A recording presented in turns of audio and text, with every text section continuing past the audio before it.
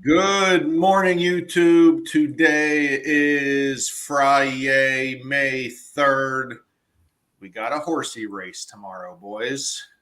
How we doing? Doing good. Doing well. Hanging in there. I'm alive, as you can see. Good to see Tommy back for a couple shows in a row. I feel like now we're always just we never know, right? We never know if Tom will be here or not, but it's good to see him here. Yeah. Now before it was the battery dying on the laptop. Now it might be a baby crying, maybe a diaper change. I don't know. Yep. We're gonna try to make him look as tired as possible these next couple months. So keep giving them calls, everyone. But happy you're here. We had a big week this week. It continues today with more jobs numbers coming out. But on Wednesday, the Fed adjourned their meeting. Of course, they did what everyone expected, and they didn't touch rates. What everyone was waiting for was Fed Chair Powell to make his comments. His comments are always very important. And really, what he said was kind of what we expected. They're not raising rates at this point. They're not lowering rates at this point. They need to watch the inflation number.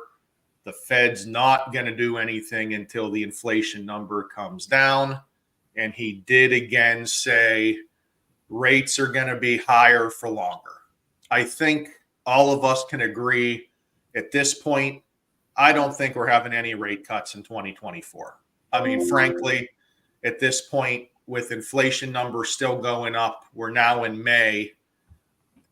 Maybe you get one at the end of the year if things really start to improve, but that number of 3, 4, 5, 6 rate cuts in 2024, I think we can officially cross that one out, move on, and give buyers what to expect here coming up. Because, 2021, Janet Yellen said inflation was going to be transitory. We'll be here for a short time. Then we had the Putin price hike. And here we are in 2024. Inflation is still here. Like we said, like we predicted on this show, rates go up quicker than they come down. We had other people in the industry saying we were going to have high rates for a couple months and then they'd be back down. Well, here we are 2-3 years later, and we still have inflation problems. We're going to have inflation problems moving forward. I don't see it going anywhere. No, I don't really see an end in sight. I mean, I'm hopeful that next year we even get some rate cuts based on how everything's going right now. The inflation number is just way too high, and the job loss isn't there, which would drive that down. So, I don't see any way to kind of fix this inflation short term. There's no solution. There might be one solution. Put the drills into the ground, but I don't think we're going to do that anytime soon. So I think it's going to be here for a little while. You got anything else? Yeah, we're definitely going to see it for a while. I mean, ultimately, inflation is supposed to help slow things down, but if the government's still spending money, it's kind of counterproductive, right? So, I mean, we've been talking about rates are going to be, no lower than, where we're at right now, basically. So, yeah, I mean, if you're looking to buy, it's a great time to buy. Just don't take an arm, Don't listen to those lenders saying, "Hey, I'll give you an arm for a couple of years," because all those people in 21, they've adjusted 2%, so they're higher than what rates are right now. So, no, yeah, it's kind of crazy. I actually quoted out an arm refi. There are things about to go up here soon, and I quoted one this week actually. Yep, those buyers are definitely looking to refi. We've always been saying you need to purchase off the payment that you see now.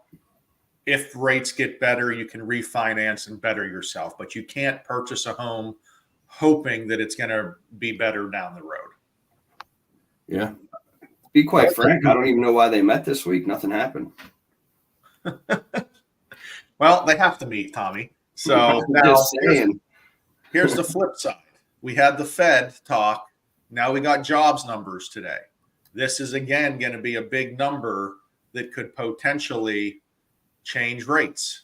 We don't know how they're going to come out. Jobs numbers will be out here, I guess, within the hour or so. But as of right now, we don't know where they're going to come out at. So we tell everyone all the time, right? These rates are moving every day. They're moving sometimes multiple times a day. We've tried to get as much information out to our realtor partners with rates twice a day to keep you guys updated of where everything is.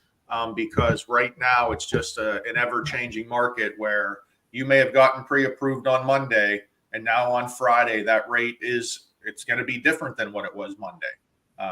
It's why we're trying to push. You got to get pre-approved as early as Ryan, you know what rates don't move that often? Oh, what, Tommy?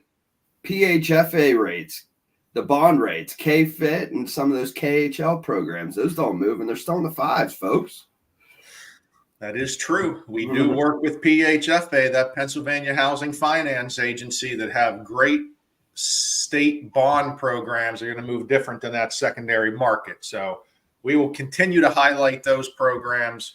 If you're a first-time home buyer, especially, you can't listen to all the news. If you're a first-time home buyer, you have more options than anyone right now. There are plenty of programs to help you get in, whether it's either a lower interest rate or it's closing cost assistance programs.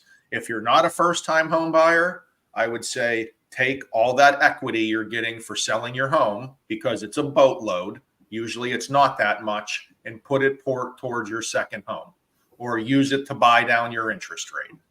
That was a good ad. I mean, I think we could run that promo back and say, this part of the segment is brought to you by PHFA, the lowest rates in the game right now. Give us a call so we get you pre-approved for one. Something like that. Yeah, we'll clip it. We'll send it up to Harrisburg to see if we can get some advertising dollars. Yeah, I mean, they're sponsoring us, so.